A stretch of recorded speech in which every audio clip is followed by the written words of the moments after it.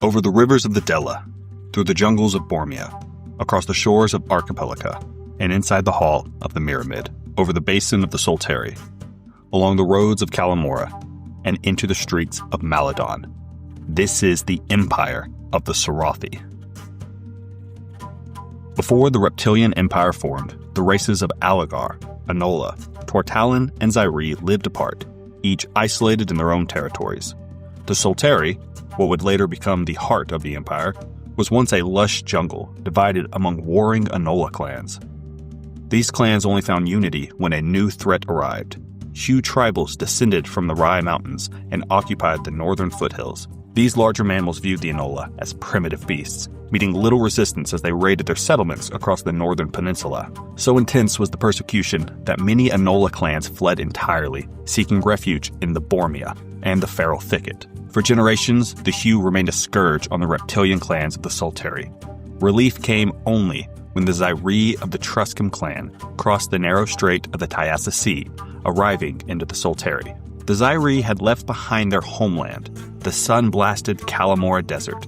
They were led by a prophet named Maladon Thar, and journeyed for months across inhospitable terrain in search of a promised land their prophet spoke of that they called the Land of Long Warmth. They brought with them innovations from the desert, iron tools, advanced stonework, and hardened battle tactics.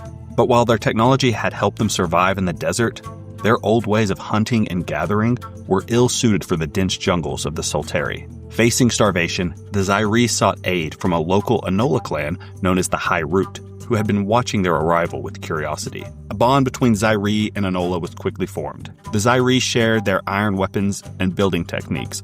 They even taught the Enola how to shape-cut stone. In return, the Enola introduced the Zairi to the Tyassa Minor, a miraculous estuary teeming with food. Here, the Zairi learned how to harvest crabs, mussels, sprats, and squid. In this land of warmth and abundance, the Zairi and their egg spawn thrived. As a gesture of respect, the Zairi adopted the Enola's faith, Sol Invoca, a religion centered around reverence for the sun, which the reptilian clans called Sol. But peace in the Solteri was short-lived. Within a few years, conflict ignited between the Hues of the foothills and the Enola of the High Root clan. Yet, this time the Enola were not alone. With their new Zairi allies and technology, the High Root proved to be more than a match for the invading Hue. During this growing conflict, a new ally emerged, the Tortalan, a turtle-like people who also faced threats from the Hue tribes. United by a common enemy, the Enola, the Zairi, and the Tortalan formed a powerful coalition. Together, they drove the Hue back into the Rai Mountains. But the Hue were not without allies. Reinforcements came from the north. Other mammal tribes determined to seize the foothills and bring them under mammal control. What began as border skirmishes escalated into full war. Scales against fur, claw against nail, reptile against mammal. At the center of this resistance stood Maladon Thar, the Zairi prophet who had once led his people out of the Kalamora Desert. He traveled the breadth of the Solteri, rallying scattered Enola and Tortalan clans under a single banner. His influence among the reptile people became legendary. In the year 264, when the last mammal invaders were driven from the Solteri, the reptiles claimed victory, and Maladon Thar declared the birth of a new force, a new united dominion of scaled kin. Thus was born the Ssarathi Empire. Maladon was founded as its capital and first dominion. It was named after the prophet who led the Zairi to paradise and was a sacred seat of power and a city the Zairi could finally call their own. Upon Maladon Thar's death, he and his bloodline were revered and eventually deified, becoming the designated ruling class of the empire, known as Thars. Maladon's brood-son, Vaslarsta Thar, succeeded him, taking the title of High Ruler. Vaslarsta brought order to the young empire by formalizing the religion of Solavokta as the official faith of the Sarathi. This decree faced little opposition, as the faith had long dominated the Solteri even before the Zairi arrived. Under Vaslarsta's rule, great ziggurats of Sol were built in the dominion of Maladon, as well as in two newly formed dominions, Sol's Inn and Varango. These became holy sites, towering temples of unity, faith, and power. The construction of the ziggurats marked the start of the Sarathi calendar, retroactively set 310 years earlier when the first Enola began practicing Solavokta. By the year 334, Malestina Thar rose to power as High Ruler. Under her rule, the empire stretched its reach into the wilds of Bormia and the scattered isles of Archipelago, founding 2 new dominions, Tuxtela and Mekanima. In each, a ziggurat rose in Sol's name, towering in the hearts of its capital. This expanse brought more Zairi and Enola clans under Sarathi rule, some through diplomacy, others by force. Seeing a prosperous future for the empire, Malestina Thar began construction of the Pyramid, a vast structure that would serve as the center of all imperial affairs. Today, the Pyramid stands as the largest structure in the world, capital of the Sarathi, home of the first Thar, and seat of every major political event within the empire. But the Pyramid is more than just a building. It towers over Maladon as a symbol of Tharic authority. At its summit lies the High Tier, where only the High Ruler may stand. By law, any word spoken from the High Tier is recorded by the Mansers as absolute law. Even the Empire's measurement system traces back to the Pyramid. Standardized bricks used in its construction, called bars, became the basis for all measurements. Replicas were distributed across the Empire, where the length, volume, and weight of a single bar set the standard.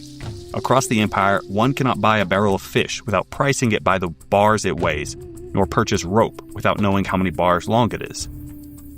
This system was designed not only for unity, but to ensure the people never forgot the significance of the Pyramid or the Thar who ruled from it. In the year 356, Halabasa Thar II took to the High Tier. Under his rule, the Empire's rigid class structure was formally established. Known as the Sarathi Order, it dictated who could rule, who could own land, and who could even leave the dominion they were born into. At the top of the order was the Thar, direct descendants of Maladon Thar, exclusively Zairi, and the Empire's official ruling class. Next came the Mansers, priests of Sol, granted the freedom to travel across the Empire to ensure that Solovokta was properly practiced. Below them stood the Order of the Elects, recognized political officers and landowners, the lords of cities and the dominions. Then came the Order of the Bantams, the warrior class, enforcers of Thar's will. Beneath them were the Deaths, the craftsmen. This class controlled the tools, workshops, and ships that drove Sarathi production.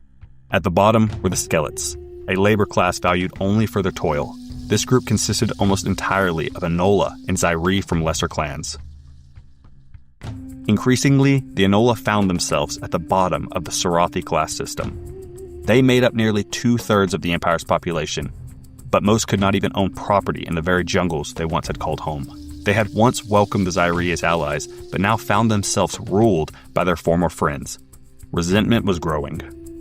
The Zairi, however, saw it differently. Enola lived short lives, barely 25 years compared to the Zairi's average of 55. To the Zairi, this short-sightedness made Enola unfit to rule. The Tortalan, on the other hand, lived an impressive 125 years, but were more content serving as Mansers, and were uninterested in the day-to-day politics the Zairi believed they themselves were fit for. After all, it was the Zairi who brought iron, architecture, and order to the Solteri. Surely, they were the ones destined to rule. By the year 366, the Empire turned its attention westward, towards the territory of the Dela, homeland of the Alagar, towering reptilian warriors who lived in matriarchal river villages. After repeated incursions by the insect hives of the Formicites, the Alagar sought aid from their new Sarathi neighbors. Sensing a diplomatic gain, the Empire responded swiftly, sending Zairi and Enola forces to secure the Dela's borders. Matriarch Andira, leader of the Alagar, recognized the value of this alliance and formally accepted the Empire's invitation to incorporate the Dela into their fold. The Alagar, known for their massive stature and fearsome combat abilities, became a prized addition to the Sarathi military, but their inclusion came with some complications. The Alagar followed an elemental faith, worshipping water spirits, a belief system that directly conflicted with the teachings of Solovokta. By Imperial law, only followers of Solovokta could be granted full citizenship within the Empire. The Alagar resisted conversion and staunchly opposed the construction of a Sarathi ziggurat in their capital city of Dormo. Not wanting to lose a valuable ally, the Pyramid issued a compromise. The Dela would be recognized as a territory, not an official dominion, and the Alagar would be recognized as citizens within the territory, rather than full members of the Empire. However, under the decree, any Alagar who converted to Solovokta would be granted full citizenship. After this, thousands of Alagar converted and spread throughout the empire. In the summer of 371, an envoy from the Tarminax, the insectoid races that dwell in the Witherlands to the west, arrived in Maladon. Speaking on behalf of his god queen, the envoy presented a bold proposal to the Sarathi, a coordinated invasion of the Mammal Lands. The Sarathi would strike from the east, while the Tarminax forces would advance from the west. High ruler Halabasathar II accepted the plan in secret. 1 year later, Sarathi legions crossed into the eastern Mammal Nations, and the old war between fur and scale began anew. At the same time, an insect colony, working in coordination with the Sarathi, invaded the western Mammal Nations. The twin-pronged assault quickly overwhelmed the mammals. On the eastern front, the Sarathi marched towards Klim, the capital of the mammal realm. Victory seemed inevitable, until nature intervened. A sudden, late summer frost swept across the plain. While the warm-blooded mammals endured the chill, the Sarathi armies were paralyzed. Reptilian soldiers froze in their camps, unable to move in the biting cold. Mammalian forces counterattacked, slaughtering the invaders in their very tents. The invasion collapsed into disaster. Halabasathar II, the ruler who had led the campaign, was disgraced. In the aftermath, he became the first Thar in history to be forced to resign from his position. In 372, Vaslarshta Thar II ascended to the high tier, seeking to protect the honor of the Thar name after the failed invasion. He placed blame on the insectoid allies of the Sarathi, the Tarminax. In a sweeping decree, he outlawed all peaceful interactions with the Tarminax colonies. Their god queens were branded as enemies of the empire, and the Tarminax were cast out of imperial society. By the year 415, during the reign of Glastathar, the empire faced a new kind of threat, a natural one. The Tyassa Minor, the inland sea that fed the majority of the Sarathi population, began showing signs of depletion. In response, conservation laws were enacted to prevent the ecosystem's collapse, severely restricting the harvest of crabs, sprats, and other vital food sources. Food shortages soon followed. While the Enola and Tortalan were less affected, the Zairi suffered greatly. The Enola, being omnivorous, adapted by relying more heavily on the fruit-bearing plants of the jungle. The Tortalan, entirely herbivorous, were already sustained by the jungle's vegetation. But the Zairi and Alagar, within the Solteri, depended almost exclusively on meat, and for them, the crisis was devastating. With hunger spreading throughout the heart of the empire, the Sarathi were forced to seek a new source of meat beyond their borders. To the west, the Sarathi launched a campaign into the Kalamora Desert, the ancestral homeland of the Truscum clan, which settled the original empire. While many Zairi clans already living in the desert region welcomed the empire settlers, others resisted their presence. It was more of a taming than an invasion, but the desert was soon annexed and declared imperial territory. There, the Sarathi encountered vast herds of beetles, creatures the Zairi ancestors of the empire had once warred against. But with the might of the empire behind them, the Sarathi were able to domesticate these beetles and transport them to the Solteri as livestock. Within 2 years, the food crisis ended, and Glastathar was hailed a hero, the ruler who had fed the empire and expanded its borders to their greatest extent. In addition to the beetles, the Sarathi encountered massive beasts known collectively as pterosaurs, a name given to the many towering species that roamed the Kalamora. In the past, Zairi clans had avoided these creatures to survive, but the empire saw in them new opportunity. A local Zairi clan, known as the Pyres clan, was said to possess members called feral jockeys, individual Zairis capable of taming even the fiercest pterosaur. The Sarathi allied with the Pyres clan and learned their methods, eventually bringing many of these colossal beasts back to the empire, where they were employed as engines of industry and war. But with the new territory came new threats. The insect queendoms now bordered the empire more closely than ever, and frequent clashes erupted along the frontier. Skirmishes between Sarathi patrols and insect forces became commonplace. To defend their new holding, the Sarathi established a line of desert outposts, each one a marker of imperial reach, the outer edge of the Sarathi Empire. At the end of his reign, Glasta declared that every land fit for reptiles had now been conquered, and that the empire would no longer grow by the sword, but through soul invocta. He believed that worship would bring soul's warmth to distant lands, transforming them into places worthy of Sarathi rule. So began the Sarathi Golden Age, an era of radiant purpose and spiritual revival. Since his decree, faithful Sarathi have climbed the ziggurats at the hour of high soul, believing their acts were preparing foreign realms for their future place within the Empire. Glastathar was remembered as the Thar who saved the Empire and restored the Myriad's authority. Culturally, the Sarathi differ greatly from other societies of the world. Take the mammals, for example, who believe that family bonds form the foundation of their religion, astral moralicism. It's a faith centered on honoring ancestors who have passed beyond the grave. By contrast, Sarathi society places little emphasis on family ties. Marriage does not exist among them. Pairing between males and females typically lasts only until eggs are laid and hatched. The only meaningful family connection is often between brood siblings, who commonly form strong, lifelong relationships. Unlike the mammals, Avarians, and insect societies, the Sarathi also places little importance on gender roles. This is largely due to the minimal physical difference between males and females among reptilian races. As such, the concept of gender-based duty or hierarchy holds little relevance in their culture. The one notable exception is the Aligar, who maintain matriarchal traditions. In their river villages, elder mothers, those who had birthed and raised many broods, were considered the most fit to lead. Being cold-blooded, the Sarathi also require far less food than other species, sometimes eating only once or twice a week. As a result, meals are taken in private, and eating in front of others is considered deeply offensive. Sarathi often view the other races as gluttonous for eating multiple times a day, and filthy for doing so publicly. The Sarathi also have no concept of modesty. Clothing is worn solely for function, not to conceal the body. Status and wealth are displayed through adornments, jewelry crafted from wood, bone, or stone, rather than through garments. Only the Mansers wear full ceremonial robes, and even then, it's only for ritual purposes. Something that sets the Sarathi apart from other societies is their rigid caste system and deep racial division woven throughout the empire. These divisions came to a head in the year 510, threatening the stability of the empire itself. Glastathar had passed, and his brood daughter, Ostathar, ascended to the high tier. She ruled until 471, when she was succeeded by her brood son, Plastathar. Under his rule, unrest once again began to simmer.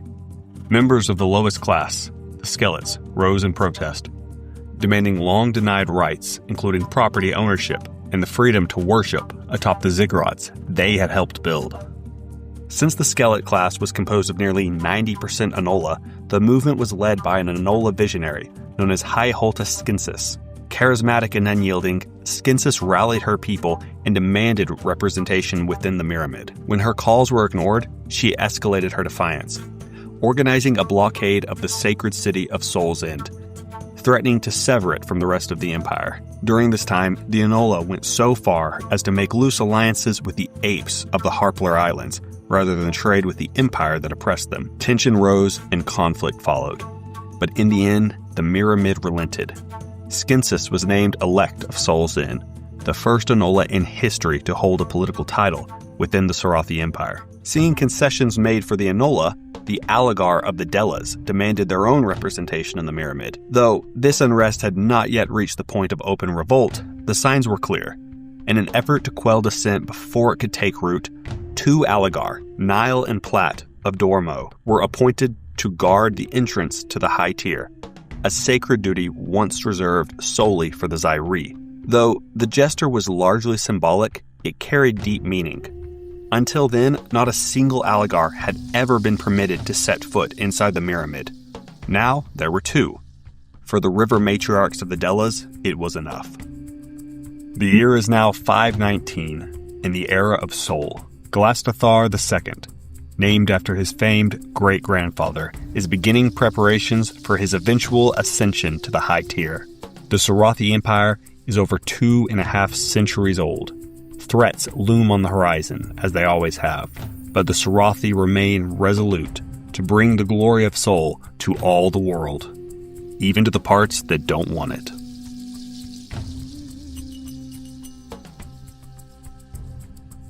Howdy friends, so this video was a lore breakdown of the world in my upcoming novel.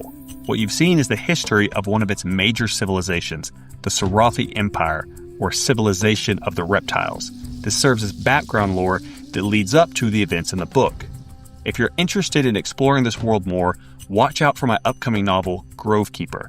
This isn't a project that's in progress. The novel's finished, and I'm currently exploring both traditional and self-publishing options to bring it to the readers. The book is set in the Western Mammal Territories and dives deep into the political and environmental tensions of that region, especially the vast, enchanted forest known as the Feylands. So keep an eye out for that, and also my next video where I'm going to cover the northern nations of the mammals and their lore, culture, and history. Other than that, I thank you for your time.